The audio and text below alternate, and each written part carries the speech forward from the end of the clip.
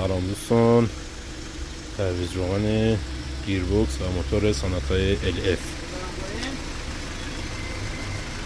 بله مهندس بزنین روی روغن موتور ادینول آلمان 1040 اسپی با تشکر از آقای جلیفر. روغن گیربکس رادیات میشه خروجی، ورودی هم که خود گیربکس. ITF مصرفی زیک مولتی LF با تشکر از آقای یزدیزاده. روغن کثیف، روغنش خیلی کثیفه، نمیدونم چی بوده، چی ریختن، چقدر کار کردن، نمیدونم. روغنش خیلی کثیفه. در روغن نوعی که تزریق گیربکس میکنیم با دستگاه مرکن.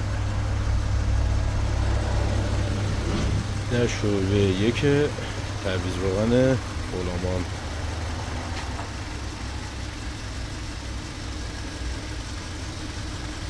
کلیه خدمات سرویسی انجام می‌گردد.